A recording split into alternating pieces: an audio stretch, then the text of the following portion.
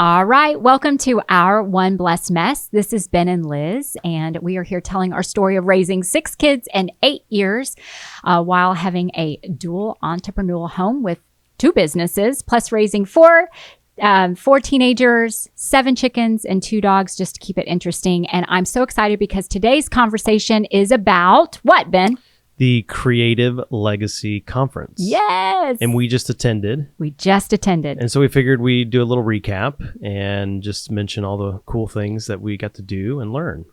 It was awesome. So what exactly was this Creative Legacy Conference? Yeah, so it's a conference for Christian creatives, and it is put together by someone who's kind of near and dear to us, our brother-in-law, yes, Justin Rizzo. That guy. He's our Bill, isn't he? Yeah, our Bill. What's a Bill? A Bill is, I like to call either a brother-in-law or you can say brother-in-love. Although we have some family members that don't like that term, don't we? Yeah, that's true. And they told me that to my face. And we're kind of calling them out right now, actually. Yes. If you're watching this, you know who you are. That's right. I know. I wonder if those who know us have any guesses of who doesn't like that. We won't say that. Yeah. We won't say that. Yeah. So anyway, tell us what totally was this conference about? Yeah. So it was a conference, again, just about, creativity, and we had some really cool people that attended and spoke there. And so one of them was Stu G, who is from the band Delirious. Yes. So all you 90s people out there, you might know him. Yeah. If you grew up in the 90s, then you know the band Delirious. Yeah. They did some amazing songs that we all used to rock out to in youth group days. It's true. Yeah. It's true. He's great. He's cool. Yeah. He's cool. What do you call him? Papa Stu. Papa Stu. Yep. There was also Josh Scott, who he is the head of JHS Pedals. Yep, he is. And actually, he and Stu G did a guitar clinic for a couple hours. And I think their room was packed with all these musicians who are just in heaven. It looked like they were in heaven. I saw some of the pictures and stuff. It sounded like it went really, really good. I don't play the guitar, so I didn't know. But it appears that people were geeking out. It sounds like it. Yeah, they were it sounds geeking. like they were having a good time. There was also Sean Blanc, who does the time management stuff, courses and things like that. He's amazing. So he got to speak there. That was really cool. Yes. Yeah. And there was another artist there, Andy Squire. Oh, yeah. And there was also an author, Rachel Hauk. Rachel Hauk. She is phenomenal. She's a novelist. She's written quite a few books. One that's just coming to mind is called The Wedding Dress. But she also wrote a novel which became a Hallmark movie. Oh, that's cool. So, yeah, she's quite the author. She's amazing in person too. We just enjoyed getting to know her, and there were a lot of others too. Yeah, we had Caleb. There was Jordan. I know Fady spoke. It was amazing. And then there was one in particular that spoke who was someone I know, actually. Well, who was that, Ben? That was you, Liz. And you did a great job. Funny. Thank you. I love how you just set me up there. There was someone else. Well, yeah. Hopefully you know me. Yeah, I do. Yeah, I do. We have quite the life together. But what did you talk about? Well, I spoke on a great topic called Trading Your Comfort for Calling.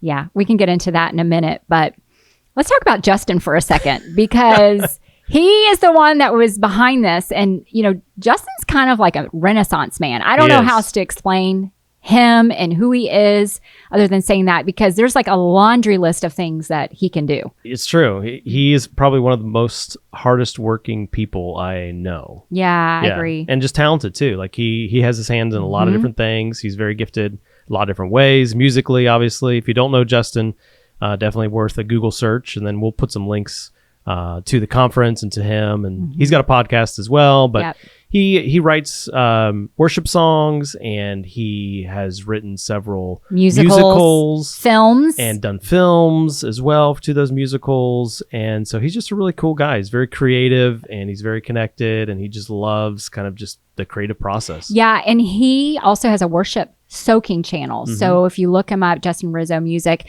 he has a soaking channel. He has other worship leaders that hop on there. And, he's my brother-in-law. So it's like, of course you're going to say these things. But to be honest, you guys, I put that on, especially in the mornings when things are a little chaotic in my house. I put it on and it's just like this peace that just comes in our house. And his stuff is like an hour and a half. It's not like just like 30 minutes. It's like for a while. Yeah. My sister sings on there as well. Naomi, she's phenomenal. Yep. But you guys, like, when we think of Justin, it's like, is there anything this man cannot do? Actually, I can think of one thing. What is that? Well, it kind of coincides with a story we have about him. What is it? Well, I think it's actually returned library books. Oh, okay. Yes, we need to tell this story. Yeah. Let's tell the story because we kind of are going to throw him under the bus A little bit. Yeah, but he's we gonna love you, watch Justin. this. Yeah, we do love you. He's going to watch this. He's like, great guys, thanks. Okay, So- let's talk about this. Yeah. We're so we got cleaning. the story with We're cleaning. Justin, and he's at our house, and at we're our house. cleaning. We're doing a deep clean. The family's visiting us. Yeah. My sister, The kids, Justin and the kids, the Justin, girls. Yeah. And of course, Justin, he is a clean freak. He likes to clean. He and loves to clean. He helps us. He hops He right in there. really and, does. Yeah, and takes charge sometimes. It's great. I mean, sometimes it's just like kind of hands off, let him do his thing. So I was a little too hands off this one time though. And Liz sent me and Justin to a thrift place to kind of get rid of some of the stuff that we no longer needed. We're donating. Yeah, we're donating it. But we do that. while we were doing that, we actually donated something that we weren't supposed to, which was a big old bin of past due library books. They weren't past due. I'm sorry. Yeah, they were past due. I want to make. They were library books. They were coming up to being due. Well, they ended up being past due. Yeah, well, they ended up because we gave them to the thrift shop. Yes. And I mean, it was a big like crate of books. Yeah, it was because let's be clear, you guys. We homeschool. We have a lot of kids. So when I go to the library with my crew, our 6-pack, when we get there, it's half a dozen. It's kids. Sometimes they're getting 6 to 10 books a piece, and they will read all of them, and it's part of their homeschool curriculum. So when that's if each of them gets 6, that's 36 books. Yeah. Okay, so of course I have a lot of books. A lot of books. So, well, now that thrift store had a lot of books. Yeah, they dropped them off. Because we mistakenly just dropped them right off. And then what happened? Well, what happened after that? It was like a couple of days passed, and I'm thinking, where's the bin? I got to go take them in because they're due.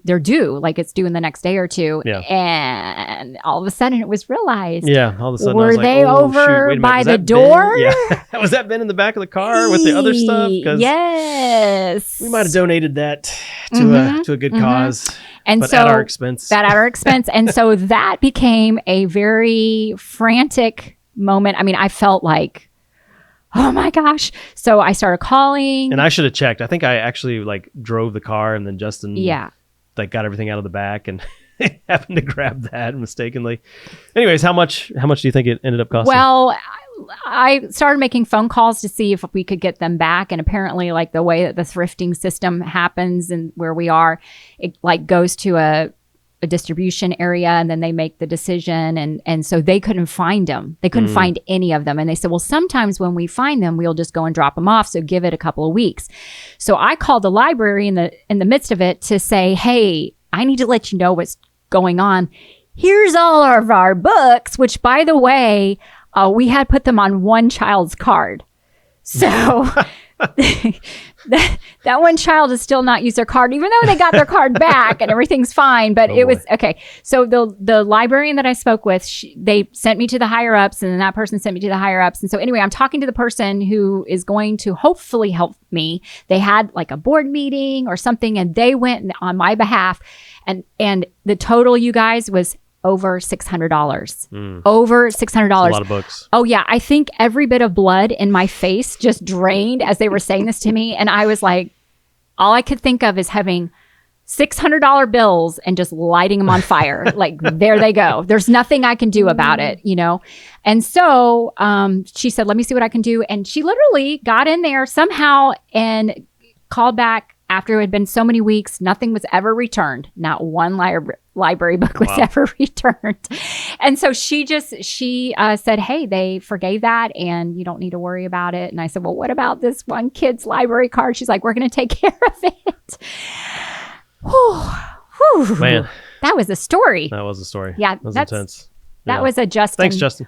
That was a Justin at the center you. story. Yeah, we still love you. But back to the Legacy Conference. Like, I mean, what were our like takeaways? What was the overall? Yeah. So what did we learn? I think the number one thing that I took away was that, and this is kind of an obvious thing, but it was helpful to hear it again, is that God is a creator. Yes. You know, a lot of times, you know, we hear the salvation story, and that's great, and a lot of focus is put on that. But even going back further, the creation story, it's kind of where it all started, and it really set the tone for who God is and his personality. And then also the fact that we were made in his image, like we're creators too. And he gave us dominion, and I believe he wants us to create, and he wants us to even create with him. And so that piece was really cool. Like just realizing that again, seeing ourselves as kind of having this creative bent because our God has creativity and our God is a creator. Mm-hmm. And so, that was cool just to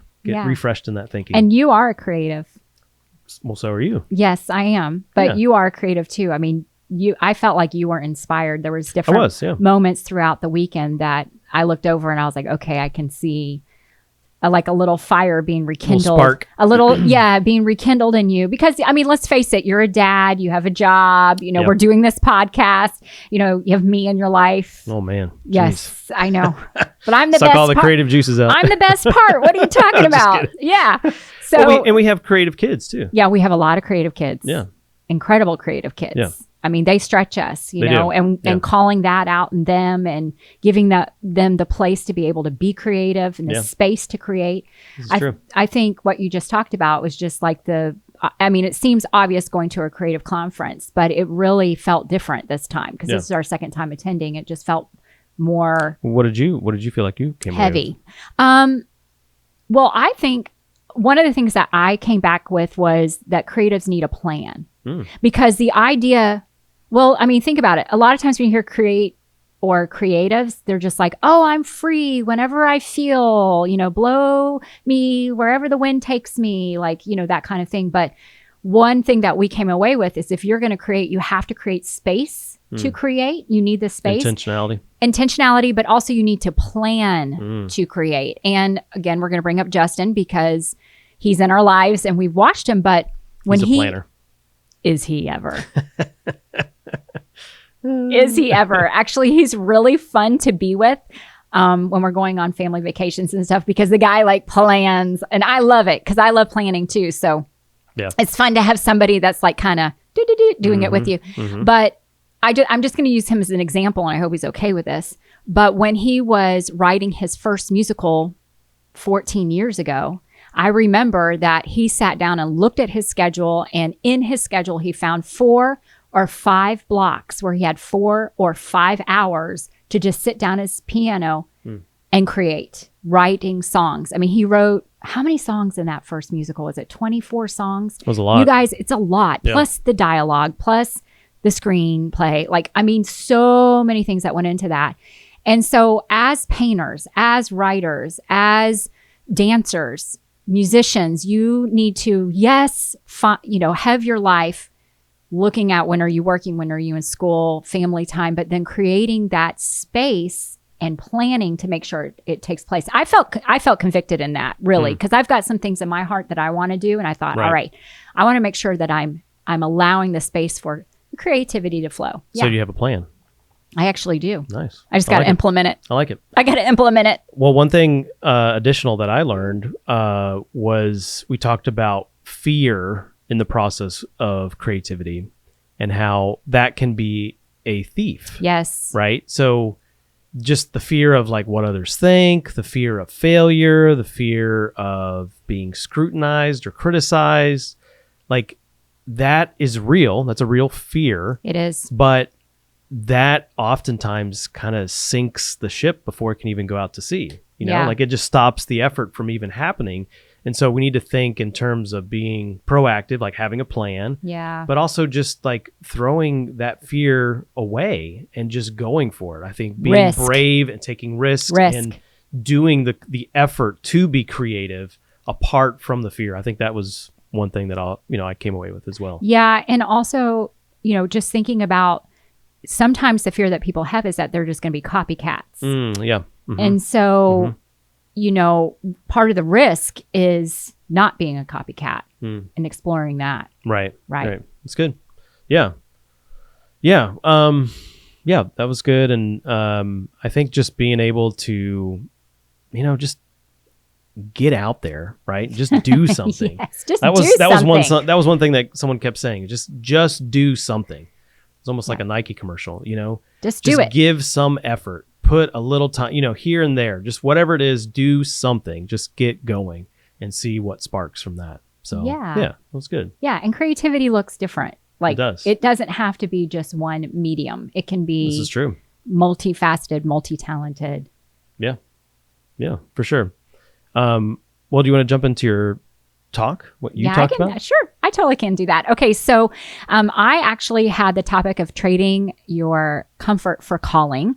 And, that was a really near and dear topic to me. In fact, took a couple of weeks to get that going, and Ben was there, plowing through all of the ups and downs of getting it going, just because I'm a mom and homeschooling and busy and all those kind of things. But I was so honored to be asked to speak, especially from the main stage. And so it was about navigating significant life transitions, and particularly when God calls someone to leave their comfort zone for a greater purpose. And so, I shared about how I had laid down my business after 14 years and what that looked like being in the midst of transition, because transition is pretty intense if you are doing something like that. And I was literally leaving one ecosystem to, I didn't know, the great unknown.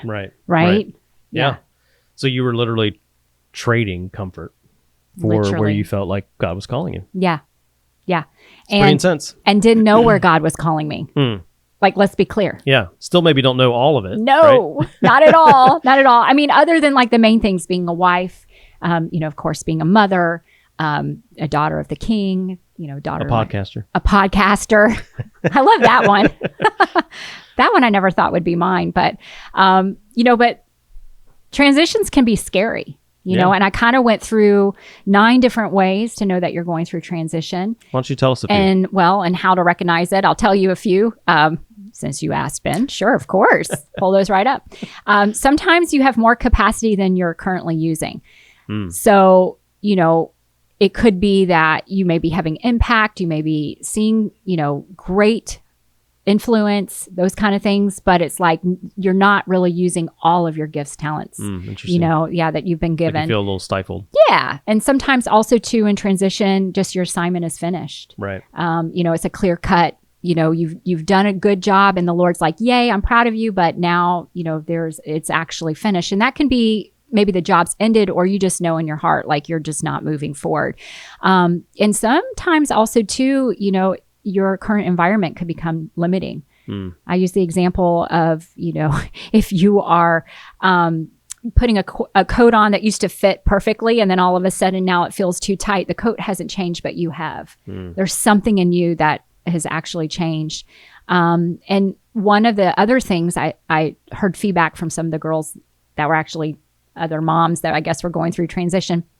They shared that I said that your current position was never meant to be permanent. So the idea is like you're on your way, heading to a direction, you get off at a pit stop to get gas, but then you end up making that pit stop your permanent spot. And all along you had something else to head towards. And so a temporary stopover has become a permanent habitation. There's like a guy in the Bible that you mentioned, right? Yeah. I spoke about, it was, let me read the scriptures right here. It says, one day Terah took his son Abram and moved away from Ur of the Chaldeans. He was headed for the land of Canaan, but he stopped at Haran and settled there. Terah lived for 205 years and died still in Haran. So that was actually in Genesis 11. And what it's talking about is sometimes we make a pit stop and we make it into that permanent address, like I was just talking about. And so how many of us are living in Haran when God is calling us to Canaan? That's good. Yeah. And so, there were some other ones that were in there. But, it was really cool too, because as I was thinking about speaking at this conference, there was a couple of other things that were kind of sticking out to me, especially as a creative. And, so I see people, and I've done this to myself. I'm actually also a dancer. And so I do some art as well. I'm not as great as my husband who has a degree in art. No. Well, you paint way better than I do. You're very nice. You're very nice. I do like watercolor. But anyway, so when you're creating something, you are concerned with what people are going to give, feedback to you, but then also to you. Sometimes you have this internal dialogue that's going on, and it's critical. Right. And it can even be cynical. Yeah. And true. When the Lord was creating the heavens and the earth, when he was creating creation in the beginning, in the book of Genesis, and right now I'm reading through the Bible because we just started a new year. And when after he created, what did he say every single time? What did he say? It was good. It is good. So as creatives, whatever that medium may be, even us doing this podcast, this is a creative thing that we're doing, because we're speaking and writing and all this stuff. But as a creative, no matter what it is, when you do it, look at it and say it is good. And if someone comes up to you and they say, "Oh, great job. This really blessed me. Your song that you wrote, or your piece that you painted, or whatever it may be you created," don't dismiss them and go, "Oh, they're just saying that because they have to say that, or they don't really mean it. They see all the things that I did wrong." Literally say it is good, because when you say it is good, one, you are mirroring the one that we've been created after, right? The Lord.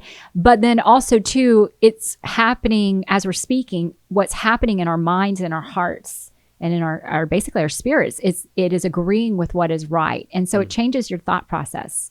So that was something that I shared. And then, do you have a thought about that? You look like you have a thought about that. Good. It's good. Okay. Yeah. I think just hearing your own self say it, I think that kind of reinforcement learning, like say it, believe it, I like that act of like getting it out. Yeah. Well, because when you say it, then you believe it, right? Like that's part of it. It's part of it. Well, it could be for good or for bad. True. Yeah. So yeah, that's true. We can get into that another day. I'm sure Ben has some books that he's read that he can jump into that. Are you thinking of any books? No, not at not the right. moment, no. Wow, it's a miracle. This is a true miracle on this episode. Oh boy. I know. But something else that I did have the chance to speak also into was the story of the talents. And the master, and there was the 1, 2, and 5 talents. And, you can be a 1 talent person, a 2 talent person, or a 5 talent person. And when you are given the talent, whatever that may be, okay, you choose if you're going to really use it, double it, become amazing at it, or if you're going to bury it. Squander it, right? Yeah. Squander it. And we don't want to be a 1 talent person. Right. Because in that parable, when Jesus is telling that parable, the person who had the 1 talent says, "I buried it because I knew you were harsh." Not that the 1 talent's bad, but just what they did with that 1 talent. Right. And we've all been given gifts. Yeah, we've sure. all been given talents. Right. Every single one of us. No matter what your physical state is, even your mental state, there is stuff that the Lord has given you that you can use and bless the world. Yeah. Like it's really there. That's scriptural. Yeah. And so you want to multiply that. And then the other thing is that I was thinking about the story when the king came to Elisha and was asking Elisha about going to war. And I've heard all kinds of sermons on this, and I'm sure you have too. But when Elisha instructs the king to take the arrows and strike the ground, and then Elisha's irritated with him, like, "Why didn't you strike it more?" Because he did it 3 times. He only did it 3 times. Yeah, just a few times. And it's like, there's a fear factor that's there. Is my God going to pull through? Or there's like, a pride or something like that. It's like, I'm holding back. Yeah. And I was just thinking about this as creatives, like going after it with all our heart. Yeah, not holding back. Not holding back. Right. Just like jumping in there and doing it. And, there's something about that. There's something that's beautiful. And our work is our worship. Our creating is our worship. Like it's beautiful. And we're meant to, as creatives, display that. Like Right. there is something that opens in the hearts of people when they see it, they hear it, they feel it. I'm thinking about what happened at the Creative Conference when there was a painter who got on stage, Philip Ortiz. Right. Yeah. So that happened at like the very end, right? Yeah, of it was the conference, it was the like last one of thing. the last things. Mhm. Yeah. So there was this painter who got up there on stage and just started painting and had a microphone on, and he was being videoed at the same time. And he didn't, I guess he had kind of like an inkling of what he was going to paint, but he just was like going for it. And he, in the moment, he was like kind of praying and dialoguing with the Lord and just trying to figure out what he's going to do while in front of everybody. And there was someone playing the piano and worshiping. And so it was just kind of this weird and good, like good, but strange in the sense like we don't really see that whole very often, but it was cool. And he really just kind of like went for it. And it was almost like a Bob Ross moment, right? Where he's like, oh, made a little mistake here. We're gonna make that a happy tree, or kind of like that. But it was uncomfortable for him. He's never done this before. Yeah. And it was a risk. Like he took a risk. Yeah, he took a risk, and he kind of illustrated that whole like fear is a thief thing, and he just went for it. He just like right struck in the front ground. of us, and it was beautifully displayed. Yeah. There was not a dry eye in the room. You're right, because he was sharing like his own journey in the past year and coming for some painful things in his life, and even near-death experiences with some of his loved ones. Yes. And so he was talking that through as he was painting, as he felt the Lord like lead him, and he was painting about some of those grief moments. And man, it was really powerful. It was super powerful. In fact, at one point I looked over at you and you were tearing up. I was tearing up. You were tearing up. And it just kind of hit me, like very differently, because I was seeing art expressed, but then I was also hearing the artist behind, each brushstroke saying kind of what that represented and the place that he was coming from. And man, and then of course, like we had someone playing the keys very beautifully. So yeah, it was very emotive. Amazing worship leader. Very emotive. Matt Gilman. Phenomenal. I mean, literally phenomenal. We forgot Matt. We forgot to mention that he was he was there, and Zach Dinsmore. He led worship as well. We also saw another display of risk happening in front of us. We had Andy Squire, who's also a singer-songwriter. This guy is like a lament. I don't know how to describe him. How would you describe Andy Squires to someone who's never heard of him? It is such a strange guy. And I mean that amazing. Like, with a lot of sincerity, strange in the sense that like, we just don't have a grid for someone like Andy Squires. He literally is like a modern day psalmist. And what I mean by that is like he would present to the Lord his lament, and even stretching some of the boundaries of what we would consider worship. And it was kind of beautiful. It was very beautiful. And also risky. And and sometimes risky. Uncomfortable. I mean, I'm not going to lie. Like there were some things, that he would talk about or say, and I'm like, can you put that in a worship song? Like, can we talk about this subject in a worship song? But it was moving because there was a realness and a raw, like it was beautiful. But I was thinking, so there was a band that got put together, phenomenal worship band. I mean, they were playing all their instruments. I mean, phenomenal. And they're all from all different backgrounds. So they all came together. And he doesn't play, this guy, Andy, doesn't normally play with a band. And he got up there with the band. Yeah. Just went for it. And they went for it. And it was very risky. I mean, so you could see it happening before your eyes, but it was amazing. And I'm not a musician, but some of the people with us are musicians. And they were like, did you hear that? Oh my gosh. Yes, as a matter of fact, we did, even though I just thought it was amazing. Right. Yeah. It was really cool. It was really cool to see that put together. And what a cool guy. I mean, definitely go check his work out. His stuff's cool. Very, very. We've got a lot to link to. Yeah, we do. We're going to have to link to a lot. The link tree is going to be very long. A link tree. Just go through. Just follow. Phenomenal conference. Yeah. We were so blessed to be there, and we're looking forward to the next one. Yeah, we're excited. We're excited. Yeah, so I mean, I think just kind of like in summary, like just some takeaways, right? The biggest thing for me, I believe, from this conference was just like making sure that I'm doing something to create. Yeah. And one of the things I kept hearing from the different speakers was like talking about how we're such a consumer culture, and even us as Christians, we like to consume just a lot of stuff, but very few of us are actually creating. And there was just a charge put forth from the stage. It was like, hey guys, we need to be creators because God is a creator. And so not just relegating the creating to the people who are the most creative, right? The 5 talent people, but just expressing, it might even be a half talent that we have, but just, making sure that we own that and just start creating ourselves, not just thinking about being consumers, but creating, for other people and for the Lord and for ourselves, just like getting out there and doing something. And doing it in community. Oh, that was a good one too. Yeah. Yeah. A lot of community expressed even as people were giving talks and things like that, just how to be in community with one another and just to link up. That was really cool too. We have our own community in our house. We do. Our house, there's all kinds of people. 8-person community. There's a lot of community. In fact, some of our community members, I think, would like to escape the community at times. Sometimes that's happening.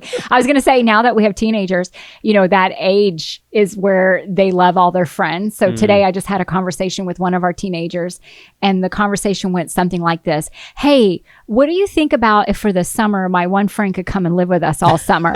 I said, what? Wait, what? Wow. Yeah. I haven't even had a chance to talk to you about that. That's news to me. And so, that's news to you. And I was like, well, what? Okay. Well, I mean, honestly, we probably wouldn't even notice. We've got so many people in the kids house already. Well, I mean, and yesterday we had 2 other teenagers that like hung at our house all day long. They showed up at 9:30 and I think they left at 9 p.m. Yeah. They literally were here all day. My point is that we are living in community, and we, practically, you may or may not be able to do this depending on your kids. And I'm going to switch to parenting creatives. Oh, yeah. But, we've created space for our kids. So we have an actual music room that we have set up. There's a bass, there's an electric, there's a guitar, there's the piano. We have the drums, which are so quiet. That's not true. No, the drums are not quiet. But we're allowing the kids to have that space to be able to create. Their friends come over, they create. We have a whole craft area because we've got some serious crafters. And it's not just the girls, you guys. The guys like to get in there too. And they'll create. We sometimes do creative things as a family, like painting rocks together. This is true. And sometimes even being creative means we're choosing not to do other things, right? Yes. So it's like we're stopping maybe some of the normal activities or some of the things that we just kind of default to. And we're just giving space for, this kind of sounds weird, but when you give space for a little boredom, sometimes you never know like what comes out of that boredom mentality. Like you get creative, like, it's kind of almost by necessity. Well, they get really creative because they have created shops. Oh yeah. I mean, the shops, we really should dive into this in another episode about raising entrepreneurs. But I mean, they like straight up made shops and then got all the neighbors and other families involved. And my whole living room became this shop marketplace. And if you've ever followed me on social media, you've seen some of these things that the kids have come up with. I mean, the boredom is actually a good thing because it causes them to get into that space of creating. And we do limit screens. We do limit, gaming and all that kind of stuff. But that we'll have to dive into definitely on another podcast. If you're interested in that, just let us know in the comments. Like, hey, we would love to hear about these kind of things because that helps us to kind of, get in there and talk about it. But yeah, boredom is good. I don't want to say we throw the kids outside, but I'm like, it's a beautiful day. Get outside, and they go out there and from the oldest to the youngest. I mean, even our older emerging adults. They get out there. So just creating, my point is just creating that space. All the kids have journals. We'll put on music and have them, draw. Not everybody draws the same. We have some that are better than others, but the point is just kind of getting that pumped and going. Yeah. That creative well. Yep. Cool. Man, I think we've hit most of the conference stuff. I think that's really what we kind of wanted to get through. I know. Yeah. We have enjoyed today. Have you enjoyed today? Definitely. Okay. Definitely. Feel inspired. Well, thanks for being a part of our One Blessed Mess today.